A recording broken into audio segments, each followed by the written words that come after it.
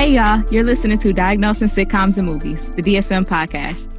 We help make mental health more comfortable by using Black movies and shows we know and love and culture to remove stigma. So join our convo with your host, Courtney Copeland, licensed mental health counselor, and Dr. B, licensed professional counselor. This show is not a substitute for professional care, diagnosis, or treatment. If you have or suspect you may have a medical or psychological condition, you should consult your appropriate healthcare provider. You can also visit our website for resources on finding services near you. Courtney. Yes, ma'am. So, you know the song, is it like Life Cries? Girl, it's life. It's just the word life. Life cries, life cries. Like, it's life. Not. I mean, maybe your church turned it into a gospel song, but it's definitely just life. Oh, whoa. Life. But Casey and JoJo meant that thing. My hopes and dreams. That was a good soundtrack. It was a good little vibe. It was a little tearful at times. But so was the movie, low key. Low key. Okay, so I have to have a moment. I don't like prison movies because they make me uncomfortable. Like, people are slapping booty holes. Oh, wow. And okay. That's what I automatically am like, oh, no. And this forceful slapping of the booty holes. And I just can't. Well, to that, all I can say is, you were scared, huh? Don't be scared. Don't be scared.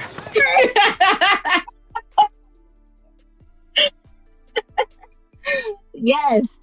I was like, what's his name from the Boondocks?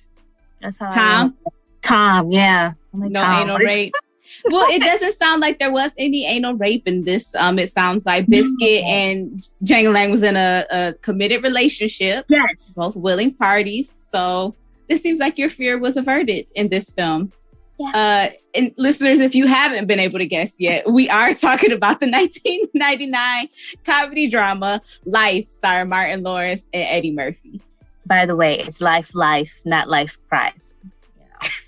I don't know if that was anybody else's question. just in case no one wanted to admit it, I did it for the people, okay? Looking out.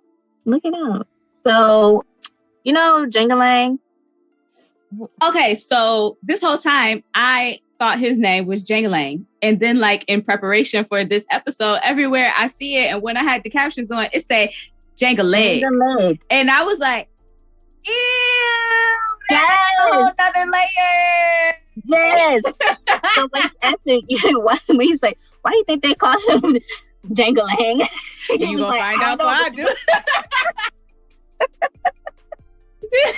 Asked him about himself, shook hands, gave him a compliment about how soft and supple his hands was, like a woman. He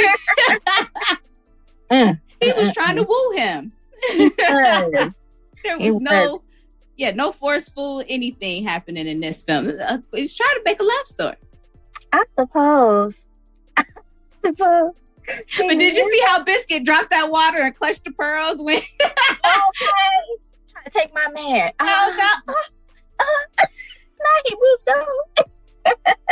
But the stuff that Bernie Mac was just like, his little stuff he was throwing in was hilarious. Because when he was looking at Claude and Biscuit was like, eyes forward, mister. Ain't nobody doing nothing. Ain't nobody doing nothing. He was hilarious in this. Like, it was subtle, but it was still very much Bernie Mac. Like, out of baby. Oh, that is like, I think you think about this movie, that's the first line that people say. Out of baby. I'd have thought of that there, baby. I love that. That was probably one of the best scenes for me because it was like, that's when it changed from it being like, this is a prison to this is like their brotherhood. You know what I'm saying? Like, and they're here. They can't get out. This is who they have. So they made the best of it with what they had. And so even when one of them clearly fucked up. They're all like, okay, we all are in this. They can't get us all at the same time. So, yeah, that was a nice thing to see how they bonded. And I think that it was the paternal energy and instincts of the camp, because Can't Get Right was younger, because Can't Get Right did have some level of disability. Everybody kind of took to him in that way and became care providers and caregivers for him. And so they was out of baby. Right. Out of baby. And everybody laughed. Everybody.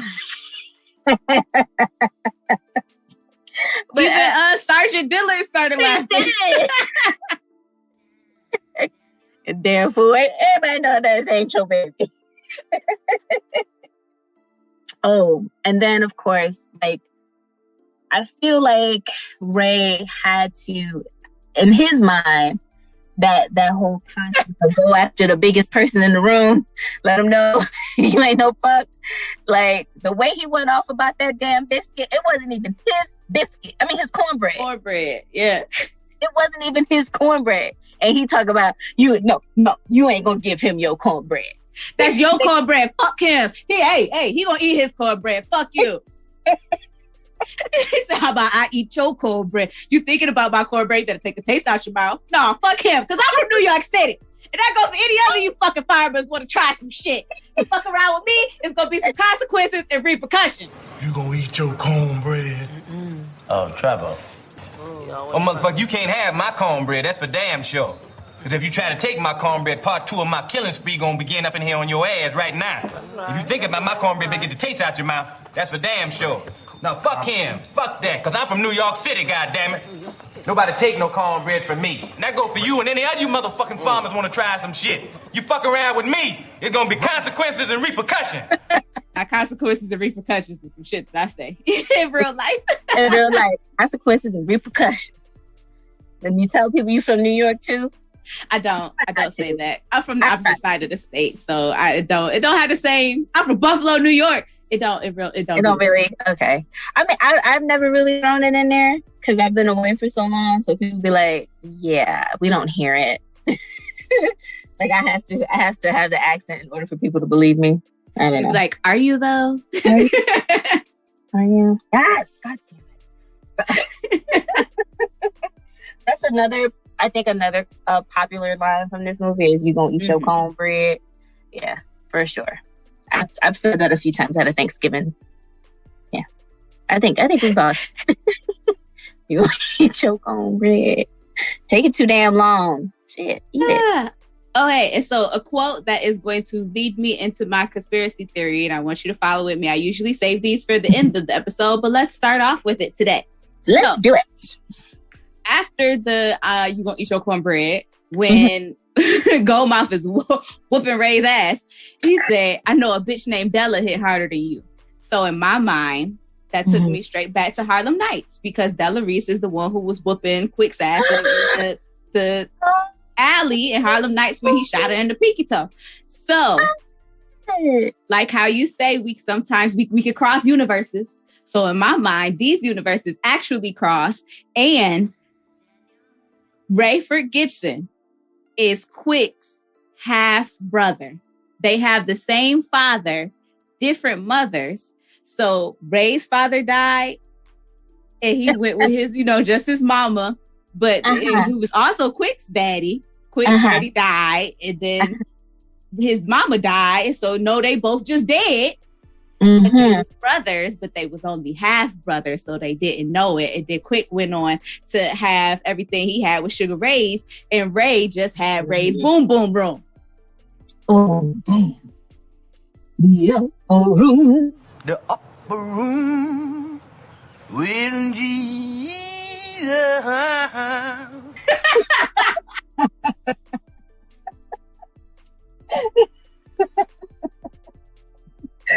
Damn. Okay. That always makes me laugh it's such a dark reason. But no, my cousin started singing that. What? At the graveyard of my great grandmother's funeral. Oh no. So we don't all handle death very well collectively as a family. We just don't. And so for him, he needed humor to get him through. And so he started singing the upper room. And then that whole little montage, that whole scene he performed it for us right there at the graveyard. So there are literally pictures of the whole family standing in the graveyard. Everybody else has like a solemn look on their face because we're literally putting her in the dirt. And I am smiling from ear to ear because this man is behind me singing the upper room. Jesus. I look crazy. Oh my gosh, Courtney. My fault. Oh no. Only you were smiling? Oh God. Like ear to ear. Like you can see top and bottom row of teeth. Like how hard, because I was about to bust out laughing. And I bet you somebody looking at this picture like, the fuck she smiling for? That's what that is the appropriate response if you see the picture. If I could find it, I'll share it with you. But I just want all of our listeners to know it's my cousin Clifford's fault. I added him. I said it. It was him. It was his fault. It wasn't me. Man,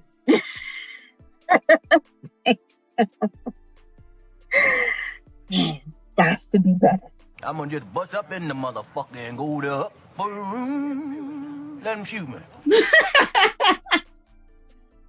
Oh man. Okay, so back to your theory of them being half brothers. Okay.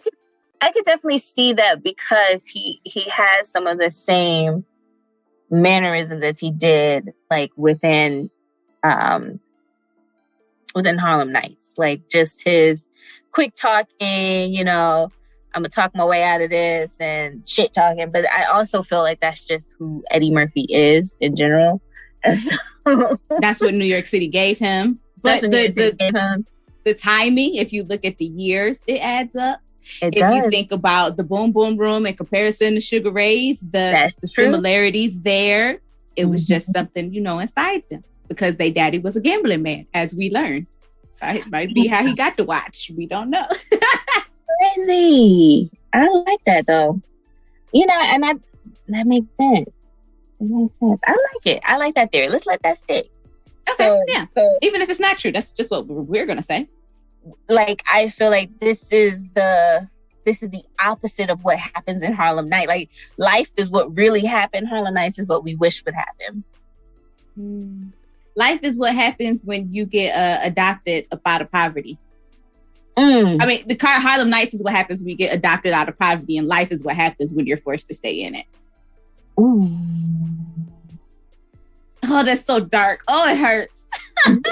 But everything in this movie does. There's so many like larger, huge, deep concepts. Like we have wrongful imprisonment, prison parchment farms, convict leasing systems, racism, murder, suicide, segregation, disability, homophobia. But as Black people do, we were still able to find the funny in all of these and make a hilarious movie because this movie is so funny.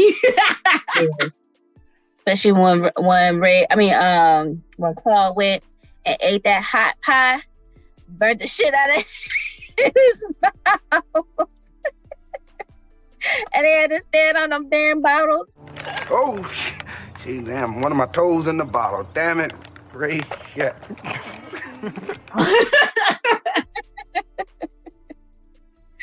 Oh my gosh. They were some miserable old men. I couldn't believe they didn't talk for that long. He was so angry. I mean, but if I got you a life sentence in prison, I think you would be mad at me too. Yeah. Yeah, I would. Especially like if we had just met that night. Absolutely. Absolutely. And see, that's why it was hard for me to diagnose Claude, because it was just kind of like, yeah, it's really a really messed up situation to be in. Like no one wants to serve a life sentence after meeting someone within less than 24 hours. And this is after technically getting mugged by someone and he's just felt bad. So he saved you from being drowned, but you know. Right. Yeah. So I did not diagnose Claude neither. So if you want to, we could jump right into these diagnoses, girl. I'm ready. Let's do it. Okay. So since we didn't diagnose Claude, let's talk about him and just general thoughts, what you were thinking about in relation to Claude. Well, I did think like his relationship, like when you get a little peek into his relationship, and how he operated, it did seem like he was very selfish, but it was like he was young, and trying to still kind of make a name for himself. So he got this job. He's trying to, I think he was feeling himself. He was just trying to learn about who he was at this stage, and having a child or getting married and having a child just wasn't quite where he was at the time. But does that really make him selfish? I don't know.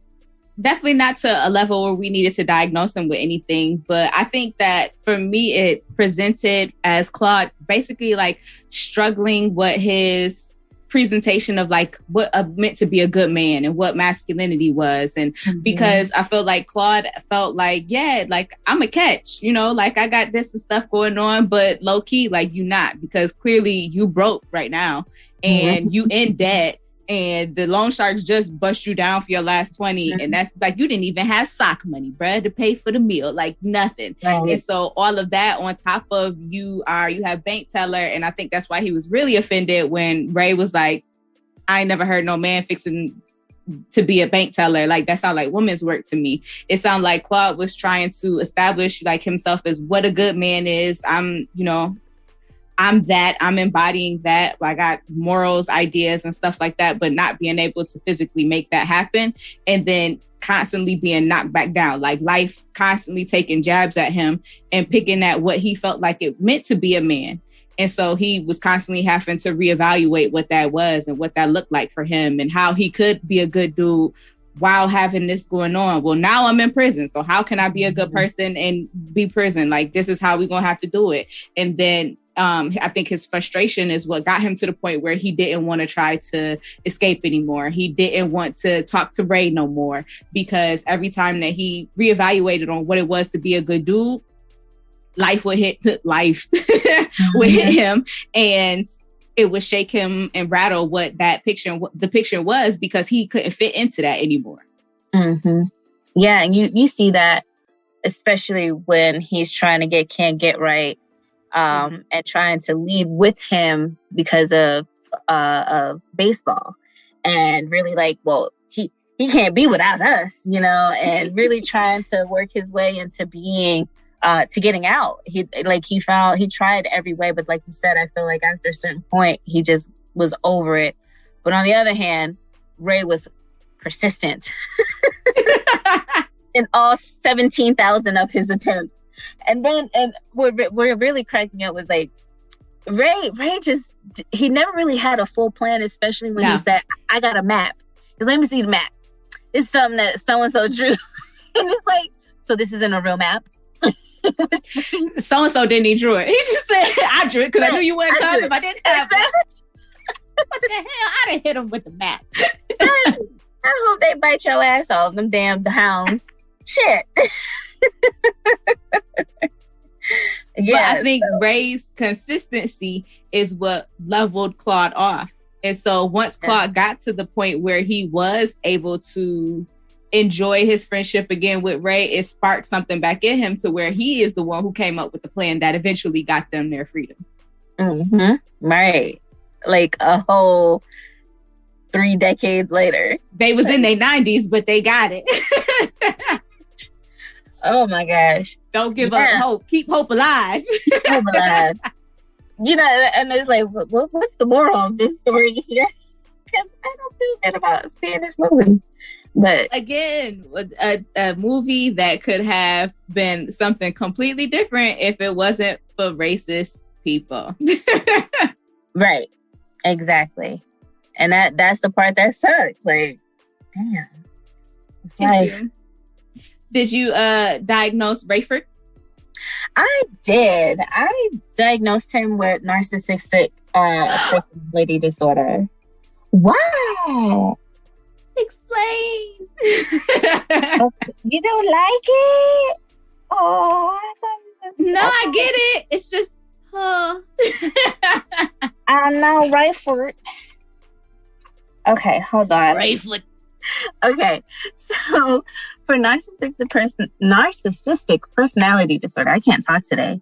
Some of the criteria, well, let me start with the description. It's a pervasive pattern of grandiosity and fantasy or behavior, need for admiration, and lack of empathy, beginning by early adulthood and present in a variety of contexts.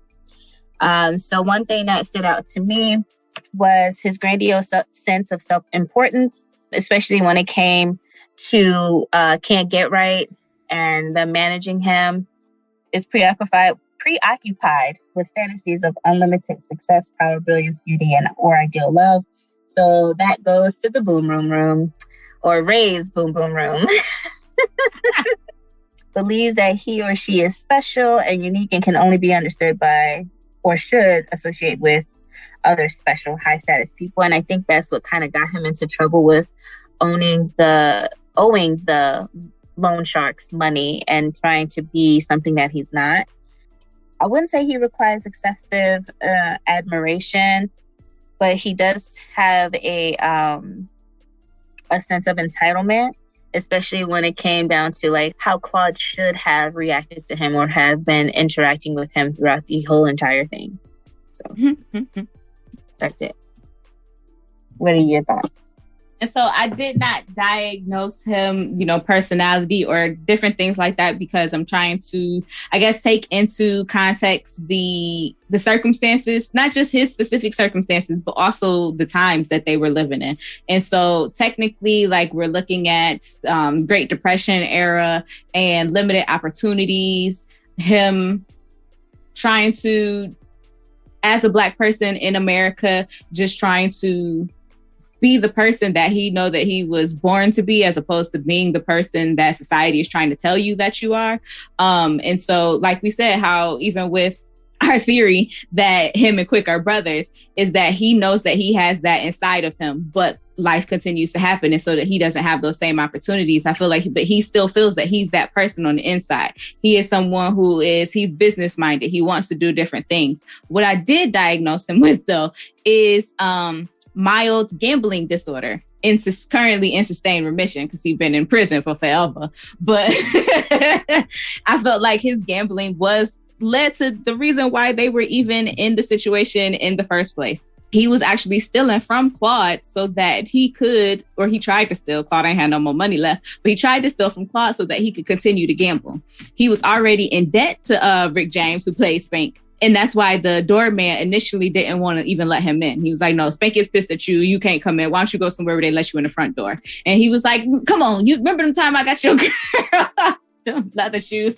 Bitch was wearing pigskin when I met her. But like him continuously gambling, that's how he ended up losing the watch, like gambling with the money that was supposed to be their money for them to go back home with. The criteria for gambling disorder is that I felt like that he met was the persistent and recurrent problematic gambling behavior leading to clinically significant impairment or distress, indicated by being preoccupied with gambling. So having persistent thoughts of reliving past gambling experiences, handicapping or planning the next venture, thinking of ways to get money in which to gamble. And so like how we saw with him stealing. And I mean, Ray's Boom Boom Room was a way for him to lead a gambling organization. So there's also that. After losing money gambling, often returning another day to get even. So him coming back, even knowing that he owed Spanky money, still coming there to continue to gamble. And when he was leaving the country place, he said, that waitress got me. He said, what waitress? He said, whatever. When I come back, the bitch I choked. That's the one I'm talking about. So planning on coming back. And then also relying on others to provide money to relieve the desperate financial situations caused by the gambling. And so they are on a completely different mission, bootlegging and running the booze back, which is already an illegal activity that they're doing. So they're already engaged in a risky behavior. You're going to add the additional risk of seeing if there's gambling down there and wanting to go gamble with the money that is supposed to get us home. Like it was a lot for me, but I still diagnosed him with mild because he only met 4 of the criteria. I think that there are people, like they referenced Poker Face, who was in prison, who might have a more severe diagnosis of gambling disorder. But gambling is what I diagnosed Ray with. I think if I was to work with him as a client, we would, yes, do some CBT, but also see what it is, what distress that he is trying to alleviate with the gambling behavior. Like, what is it that's distressing you that you seek the comfort from gambling from, so that we can try to get at, yes, the behavior and the behavior change, but as well as the root of whatever the issue is, which I'm assuming is probably losing his daddy, because how hard he clung on to the watch. Okay. Oh, the next person that I diagnosed was Hoppin' Bob. Who? What's the black overseer dude? Oh, he was so annoying. Boss ain't working. Him. He's the weasel of everybody. Shut your mouth and your fat ass. Gosh. So I diagnosed him with dependent personality disorder because of the fact that he did everything and repeated everything said by Sergeant Dillard, and whatever he said basically went. The criteria that I felt that Hoppin' Bob kind of fit was the difficulty making everyday decisions without an excessive amount of advice or reassurance from others, which would be Sergeant Dillard. His need for Sergeant Dillard to assume responsibility for most major areas of his life. Difficulty expressing disagreement because of fear of loss of support or approval, which is, also circumstantial. He can't go against Sergeant Dillard because then he would lose his position, which was a trash position to have in the first place. But I could see why he would not want to lose it. No, I can't see it because I would never be that person. But yeah, there's a reason, I guess. Having difficulty initiating projects or doing things on their own because of a lack of self-confidence and judgment or abilities, rather than a lack of motivation or energy. He definitely was motivated and had the energy to do anything and even be with the regular population of prisoners that were there. But instead, because he was following up under Sergeant Dillard, he just basically did what he needed to do there. And then goes to excessive lengths to obtain nurturance and support from others to the point of volunteering to do things that are unpleasant. Maintaining being a trustee in itself had to be an unpleasant experience for him. Like, even if it wasn't mentally, like emotionally and spiritually, that has to do something to you to be an Uncle Tom. So the fact that you're volunteering to do that, I felt like played into what could potentially be the diagnosis of dependent personality disorder. I would like to see if on the outside that those same concepts exhibited outside of prison, but just based off of what we was given, that's what I went with. Okay. So with Hoppin' Bob, I noticed, like, after watching it again, that there were other men in the same uniform as him. Mm-hmm. And like, even when he passes on, you see like there's other men in the uniform. The trustees is what they were called. Okay. And I think it's something that happens, like, if they're like, maybe they're awarded that based off of good behavior, or just, Uncle Tomness. Right, being able to sort of snitch and be like, "Oh, that happened," and they're like, "Oh, we can rat behavior." Yeah, we can trust you. You're going to be our trustee and tell us you're one of the good ones, right? That type of thing. But I think it was also his part of survival too, because had he not become a trustee, that he wouldn't have been able to live in that environment or be able to thrive in that environment. So I think he did what he knew to do and knew. Who knows? Hoppin' Bob could have been some type of servant or trustee type of thing on the outside. And that's just like what he knows. And so going into that environment, it was like, okay, well, I need to get on the good side of the white folk and, be up here according to the black folk. So I don't know. But I didn't give him a diagnosis. I didn't even know his damn name. I just knew him as the annoying black man. Everything the white man said. That's terrible. Okay, so one person who I feel like definitely needs further assessment. I have no idea what was going on with Jang Lang. I don't know. I don't know. Name Jingling. I don't know either. That was my phone. I don't know.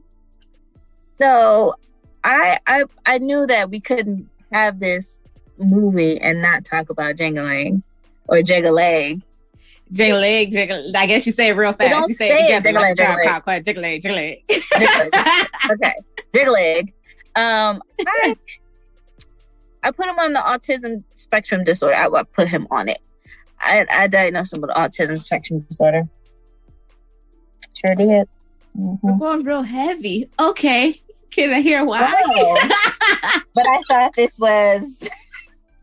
It is. I need further assessment and to be able to diagnose Jingling, because I don't know. He seemed like a gentleman, first and foremost. He definitely was performative, and anyone who he saw that caught his eye, because he was even, doing his little dance for when the girls came, when Biscuit was contemplating his suicide, which we'll get to that in a second as well. But like he knew how to interact with people appropriately, so that really wasn't the social awkwardness. The social awkwardness in that way I did not see. He responded when it was. It wasn't the Santa Claus. It was a man in a suit ringing the bell. He had presents. Jingling said, "I ain't getting nothing." Like he knew what was going on and was aware at each point of time and was able to provide his feedback. It didn't seem like he was really fixated on any one which thing. But yeah, I mean, I'm sorry. Go ahead, do your thing. List the criteria. My apologies. Mm-hmm. So the criteria is persistent defects in social communication and social interactions across multiple contexts, as manifested by the following. Deficits in social emotional reciprocity, ranging from, for example, from abnormal social approach and failure of normal back and forth conversation to reduced sharing of interests, emotions, or affect, failure to initiate or respond to social interaction, deficiency in nonverbal communicative behaviors, or deficits in developing, maintaining, and understanding relationships. Now that part, I don't feel like he had. As far as, and then for criteria B, restrictive, repetitive patterns or behaviors, interests or activities. So he had his moments where he would move, or his jangling. So stereotype or repetitive motor movements, use of objects or speech, simple motor stereotypes, lining up toys or flipping objects, instances on sameness and flexibility and adherence to routines. And so I think being in this environment helped him develop better skills at communicating, because it was so routine and ritualized for him. But I think that also aided in his behaviors. Highly restricted, fixated interests that are abnormal in intensity or focus. So for me, I think it was his intense focus on jangling. So him saying his name is what made you diagnose him as autistic or on the autism spectrum? No, it was his behaviors, his mannerisms, and then him saying his name several times. And I would put him on, without intellectual impairment and all that other stuff. But yeah, I would definitely suspect him being on the autism spectrum disorder. And I would do the appropriate testing needed to give him the appropriate diagnosis. But based off of the interactions he's had, that would be my diagnosis.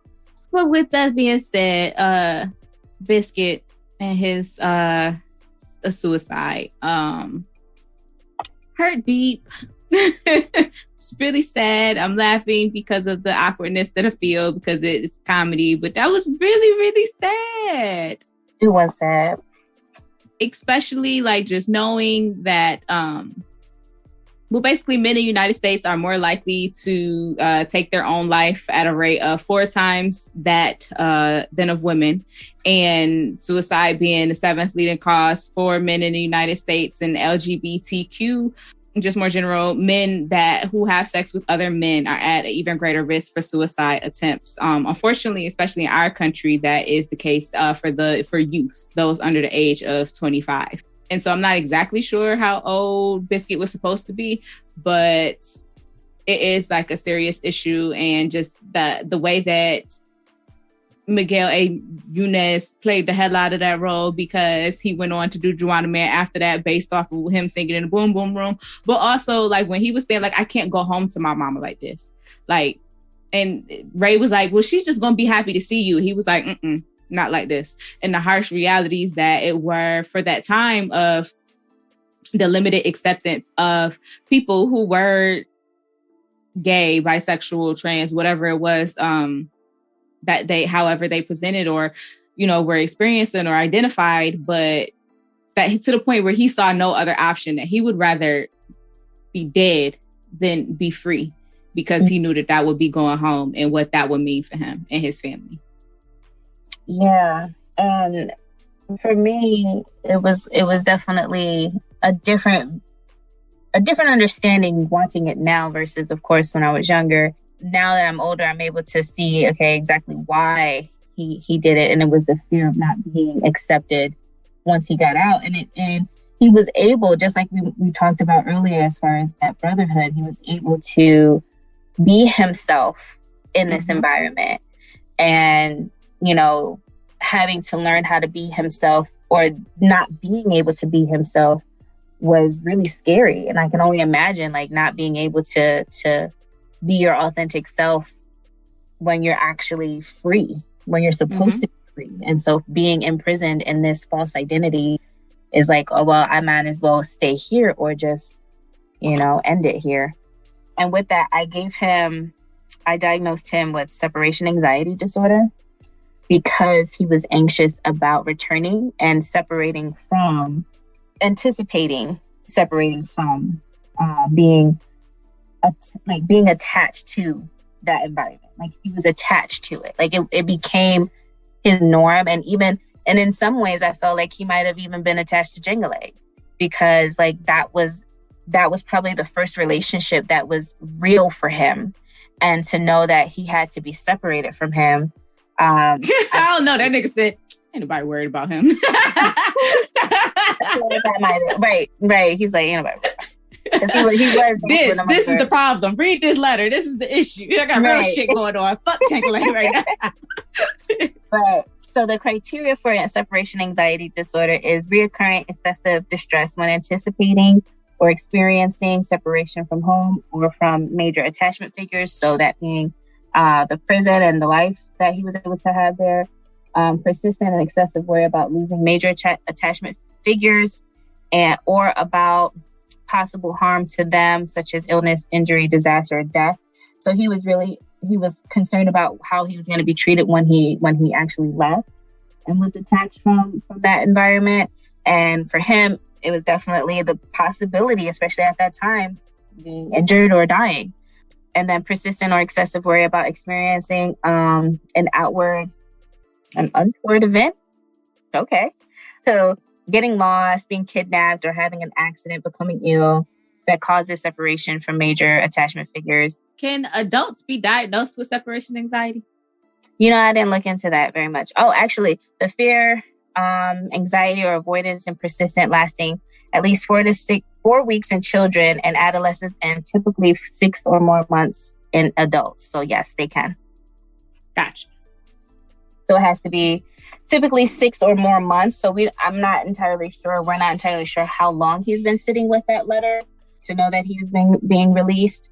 But yeah, either that or I would diagnose him with like adjustment disorder, just pretty much getting used to the idea that he's going to be in a new environment and having to adjust to it. I think I will probably go more so with the adjustment, with the receiving the letter and the inability to cope with that incoming and change that he's expecting to happen. Mm-hmm. And then getting to the point where he completely loses his ability to cope with it by running past the gun line and getting shot by Nipsey from Martin.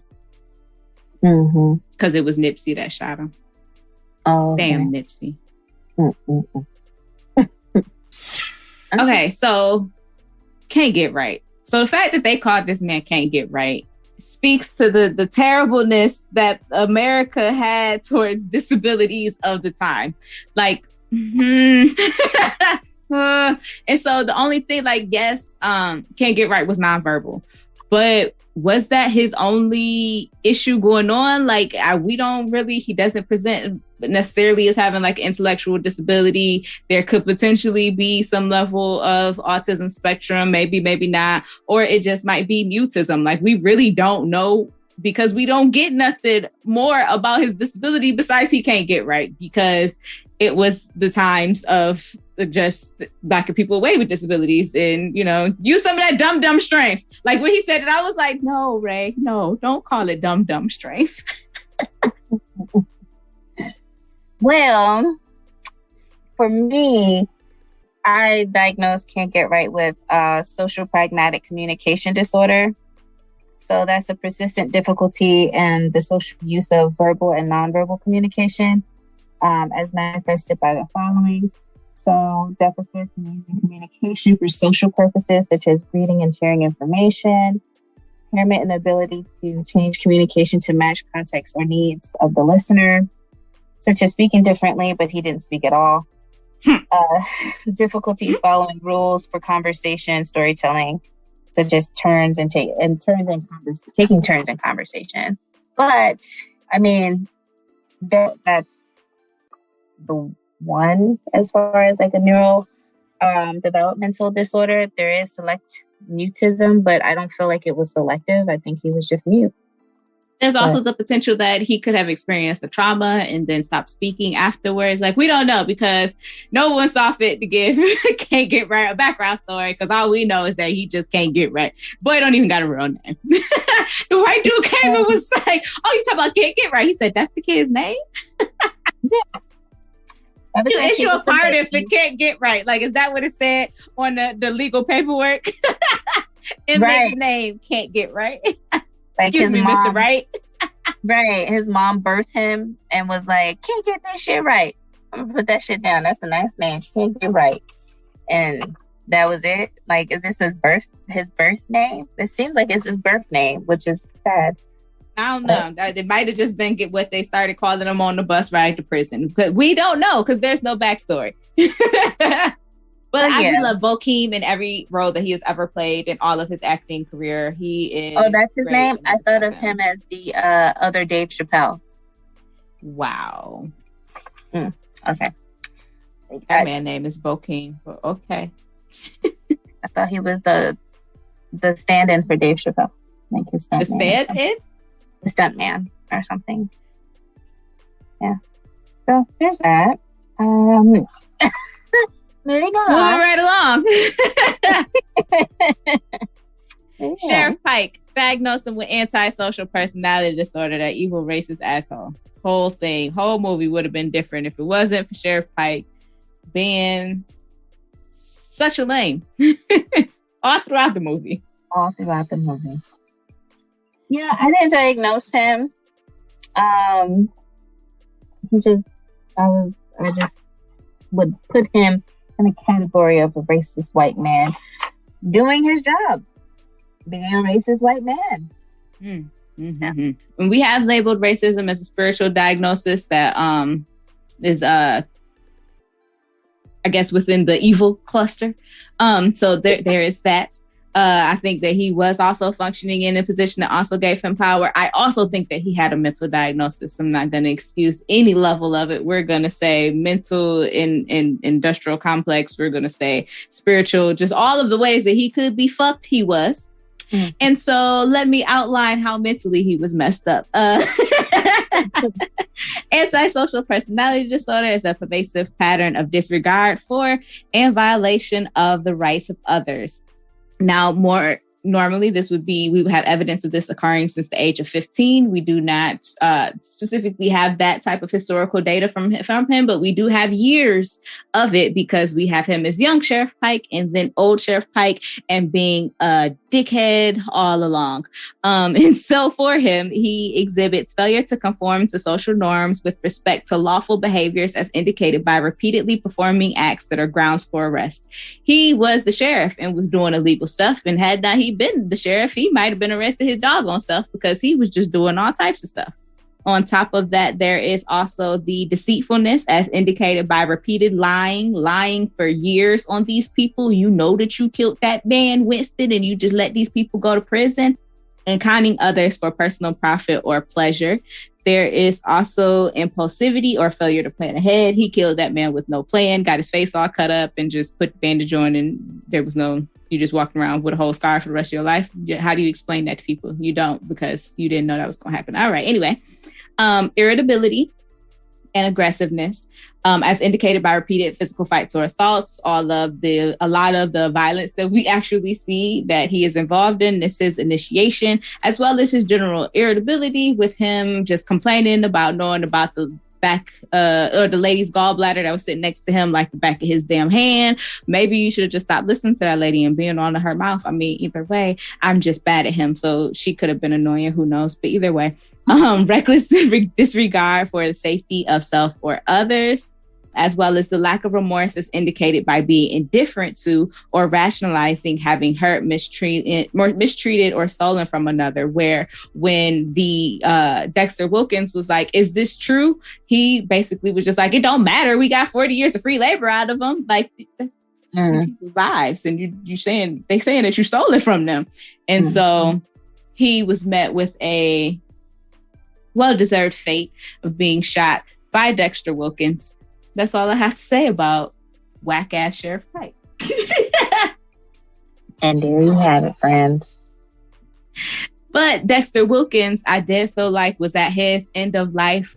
Eric Erickson's stage of integrity versus despair, basically where people are kind of looking back, being reflective over their life, and especially older adults looking back to, it's in older adults, 65 and up, whether they feel a sense of fulfillment at their life and whether they have feelings of success and wisdom or failure or regrets, and that could potentially lead to despair. And I felt like he was being very reflective. And I think that his relationship that he had built with Claude caused him to be even more reflective. Like when he said, Claude, what do you think about this place? And gave him the pamphlet.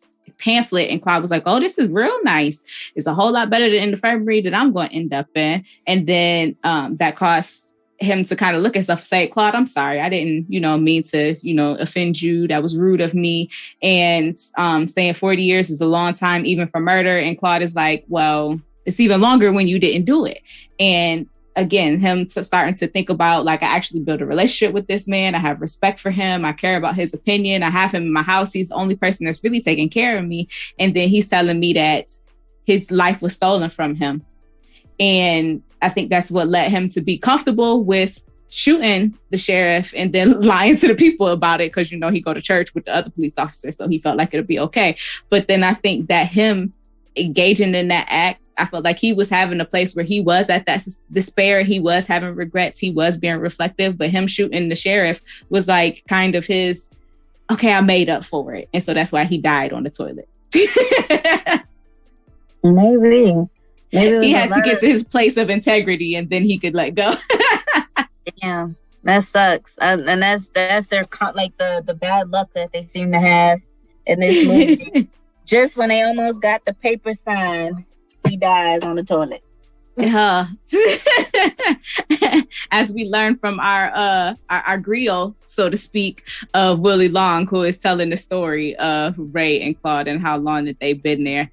But like they said, they never gave up hope. And I think that was because Ray had the experience of his dad giving up. My daddy died in a place like this. He gave up and he hung himself. And that was Ray's kind of motivation for him to be as consistent as he was, be as persistent as he was, like you said earlier, and continue to just, no, we gonna get up out of here. Like, until he got to the place where he was like, we up next. We on deck. You like baseball? We on deck. Oh, that was funny. I'm gonna bust up in that motherfucker, go to upper room, let them shoot me. They'll take me out singing that motherfucker. Yeah. Oh gosh. I did want to say how much I hated the fact that yes, it is more so a story centering prison, but like the women in the film, nobody really had any layers, any depth. It was all about who they were in a relationship to men, and just highlight how Lisa, what's her name? Lisa Nicole Carson was like the floozy in every movie of the 90s. Like she would just, every time she was in a movie. I know, poor soul. I miss Claude. That's my name. I mean, you got any money, fine. Claude? She's fine, though. She's fine. Facts. That's why she was able to secure those roles. Okay. But yeah, I can see that as far as like, you know, it wasn't very woman centered or focused. It was very much centered on the men's experience and their story more than anything. Heavy on the masculinity and what that means and how people identified with it was a lot of the central themes and what guided a lot of the friction too.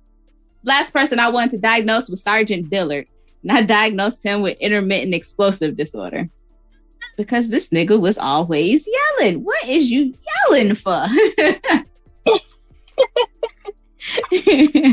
The criteria for that: recurrent behavioral outbursts representing a failure to control aggressive impulses, as manifested for him, verbal aggression, which would be represented as either temper tantrums, tirades, verbal arguments towards other individuals, occurring twice weekly on average for a period of at least 3 months. He clearly was doing much more than that. The magnitude of aggressiveness expressed during the recurrent outbursts is grossly out of proportion for the provocation or to any precipitating psychosocial stressor. The only thing that did make me question this diagnosis, though, was that the recurrent aggressive outbursts are not premeditated, which a lot of his weren't, but also are not committed to achieve some tangible objective such as money, power, or intimidation, where I felt like he was trying to flex his power, trying to flex his intimidation. I don't feel like it was used necessarily to gain either power or intimidation because he inherently already had that because of the situation that they were in. I think he was just abusing that power and that level of intimidation by constantly berating them and yelling and then having old hopping Bob, corny ass, echo every the fuck thing that he said.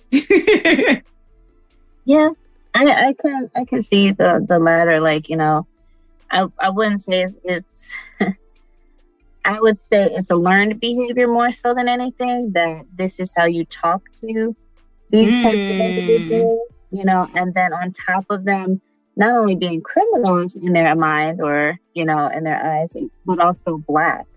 And so then that gives you reason or, you know, a rationale, if you will, for that type of language and beratement because, you know, this is what they're used to, or this is how you talk to them. Yeah. Yeah, you feel like these people are lesser, and there is lots of research and a long history. I don't feel like there even needs to be research. There's just a long history and lived experience of people in those type of positions of power becoming institutionalized themselves, and what that abuse of power looks like. There are the Stanford experiments and all of that, where it don't take long for you to lose your damn mind in that position, just because of the design of what prison is and how gross it is.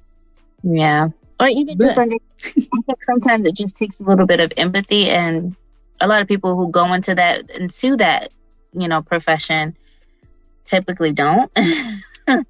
And the idea that people who have committed a crime are seen as less than is part of the problem, even still now. That's my 2 cents. Facts. Just want to know, where did you get the recipe for Negro pies?